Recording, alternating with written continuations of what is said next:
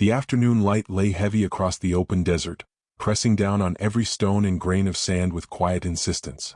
Heat shimmered near the ground, bending distance and flattening color into pale, wavering layers.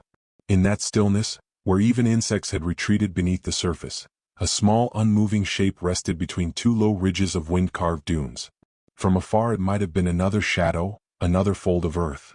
Up close, it revealed itself as a boy lying on his side, limbs drawn loosely inward, skin filmed with dust and salt. His chest rose and fell so faintly it seemed borrowed from the air itself.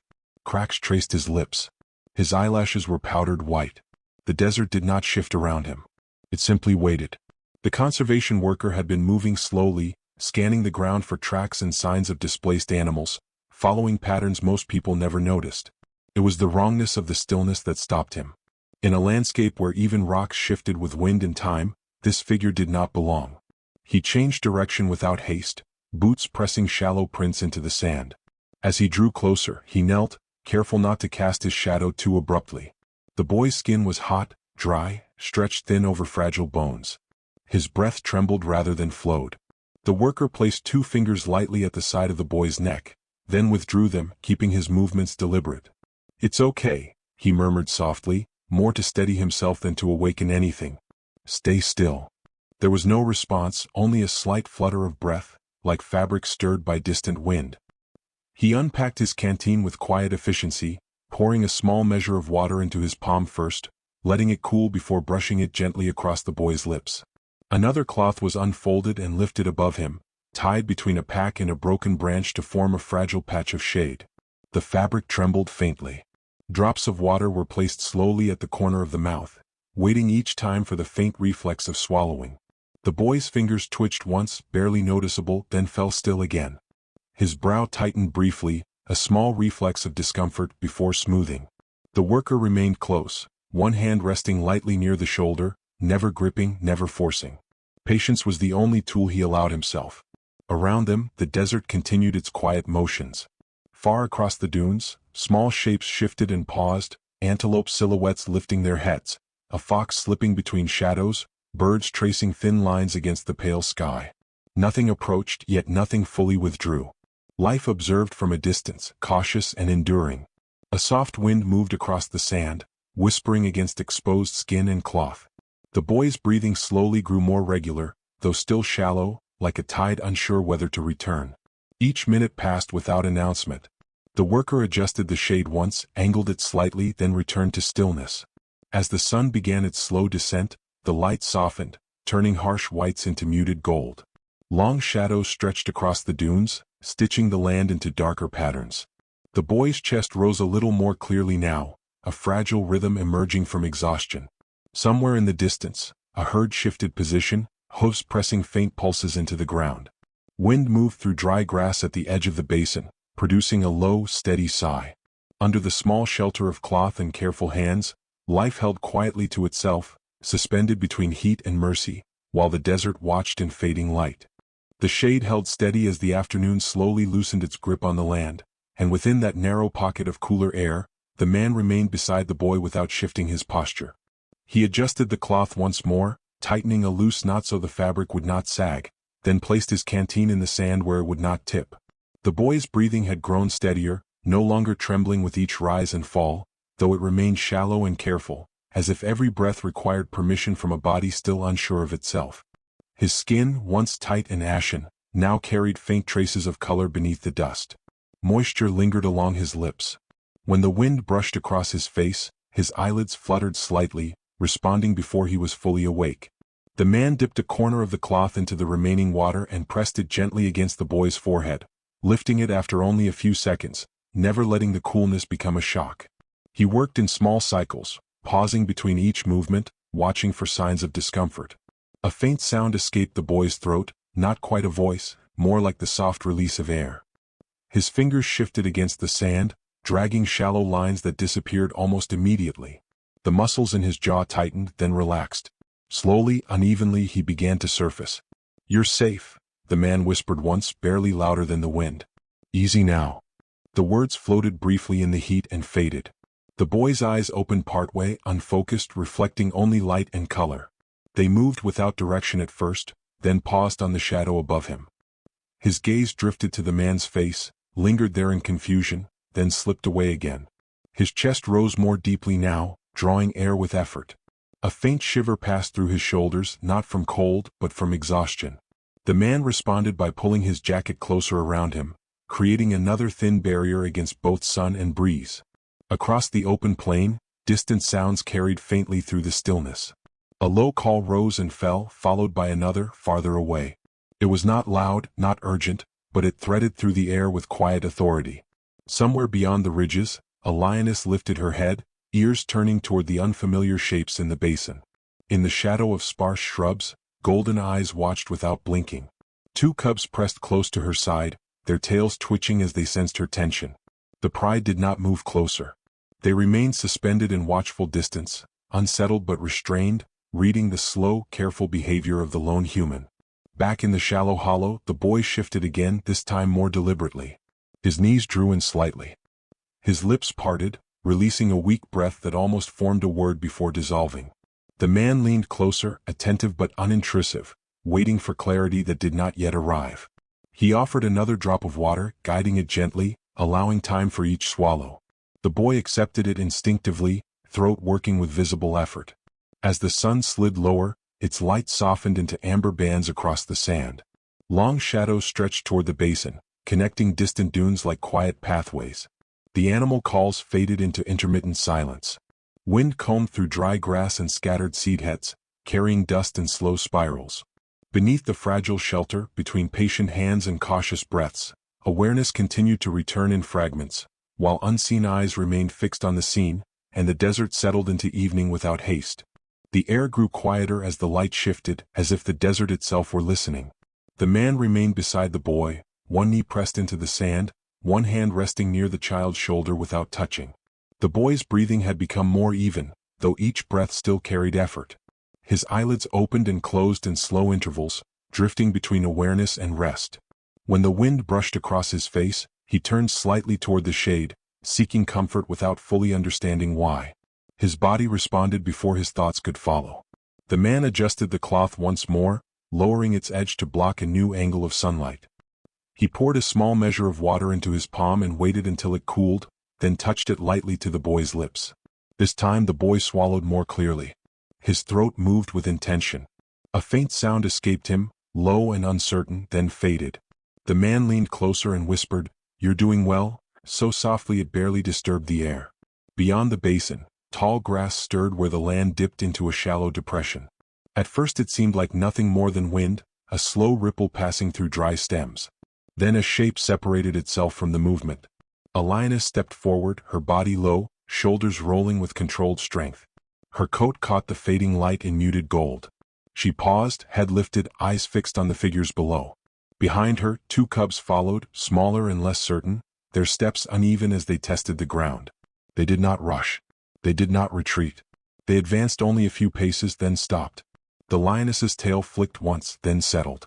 Her ears rotated, gathering distant sounds, measuring intent. The cubs pressed closer to her flank, their bodies half hidden by grass, their breathing quick and shallow. They watched in silence, absorbing every movement. The man noticed them not by sight at first, but by the change in atmosphere, a subtle tightening that traveled through the open space. When he finally lifted his eyes and saw them, he did not react. His posture remained low. His hands stayed visible and still. He did not rise. He did not reach for anything. He simply held his position, allowing time to speak in place of motion. Between the small shelter of cloth and the edge of the grass, a fragile pause formed. Wind moved through both spaces equally. Sand shifted around paws and boots alike. The boy stirred faintly, unaware of the presence beyond his limited field of vision. His fingers curled loosely against the ground. His breathing continued its slow, steady rhythm. The lioness lowered her head slightly, not in submission but in consideration. She took one step, then stopped again. The cubs mirrored her hesitation. Their noses lifted, drawing in unfamiliar scents. Fabric, water, human skin. None of it triggered alarm. None of it promised safety either. Minutes passed without measure. No sound broke the stillness except the distant sigh of wind and the soft pulse of breath beneath the shade. The man did not look away, yet he did not stare. His focus remained split between the fragile life beside him and the powerful presence before him. As the sun drifted closer to the horizon, its light softened into copper and rose. Shadows lengthened and blended. The grass shimmered faintly. At last, the lioness turned her head slightly, signaling retreat without urgency. The cubs followed, glancing back once before disappearing into the tall stems. The space they left behind remained calm. Beneath the cloth, the boy breathed on, sheltered by patience and restraint, while the desert accepted the quiet agreement that had passed without words. The evening settled gently over the plain, cooling the surface of the sand and drawing long bands of shadow across the basin. The man remained beside the boy, his posture unchanged, his attention steady. The cloth above them no longer fluttered as sharply in the breeze. It rested in softer folds, filtering the last strong light into muted tones. Beneath it, the boy's breathing continued in a slow, uneven rhythm, deeper than before, though still marked by fatigue. His chest rose with effort, then released as if each breath were carefully measured. A small movement passed through his body without warning. His shoulders shifted. One knee lifted slightly and dropped back into the sand. His eyelids tightened, then opened partway, revealing dark, unfocused eyes that struggled to hold the fading light. His lips parted, and a dry sound formed in his throat before dissolving. The man noticed at once. He leaned closer, bringing his face into the boy's narrow field of vision without crowding him. "Easy," he murmured, barely louder than breath. "You're safe." The boy did not answer. He turned his head weakly toward the sound, then stopped, as if the effort had drained what little strength he had gathered. His fingers twitched, tracing fragile patterns in the dust. A faint shiver moved along his spine, not from cold, but from the slow return of sensation. The man placed his jacket more securely around him, tucking the edge beneath his arm to prevent the wind from slipping through. At the edge of the grass, the lioness watched every motion. Her body remained still, muscles coiled beneath her skin, ready but unactivated. The cubs lay close behind her now, their earlier restlessness replaced by quiet attention. One lifted its head briefly when the boy moved, ears tilting forward, then lowered it again. No growl rose. No warning call followed. Only steady observation continued. The lioness shifted her weight slightly, testing the ground, then remained where she was. Her gaze moved from the man's hands to the boy's fragile frame, then back again. She read the scene through instinct older than memory: weakness, care, absence of threat. The slow rhythm of breath beneath the cloth echoed the breathing of her own young when they slept against her side. The wind passed through both spaces without distinction, carrying sense and sound alike. Dry grass whispered. Sand slid softly along shallow ridges. Somewhere farther away, a bird called once, then fell silent. The world did not rush them. The boy stirred again, this time lifting his hand a few inches before letting it fall back against his chest. His eyes opened more fully for a moment, reflecting dim amber light. They did not focus on the lioness. They barely focused on anything at all. Yet his breathing steadied further, settling into a fragile pattern of endurance. The man remained motionless, trusting stillness more than action. He did not acknowledge the animals directly. He did not turn his back on them either. His calm presence formed a quiet boundary, one that needed no reinforcement. The lioness lowered her head and released a slow breath through her nose. The cubs relaxed against her side. One pressed its face into her fur, seeking warmth. After a long while, she turned slightly, angling her body away without urgency, though her eyes remained watchful. Above the basin, the sky deepened into soft layers of violet and gold. Light slipped gently from the sand. Wind traced invisible paths through grass and shadow. Beneath the fading cloth, a weakened boy breathed steadily, guarded by patience, while nearby, a family of lions accepted the shared language of vulnerability and survival, spoken only through restraint and quiet understanding. The sound arrived before the movement, a distant murmur carried lightly across the open plain, barely distinct from wind at first. It grew slowly, resolving into the low rhythm of approaching footsteps and quiet voices, restrained and deliberate. The man lifted his head only slightly, listening. His posture did not change, but a subtle release moved through his shoulders. Help was close now, moving with the same caution the land demanded. The boy lay still beneath the cloth, his breathing steady but thin, his body wrapped in borrowed warmth. When another shadow joined the small shelter, he stirred faintly, sensing change before understanding it.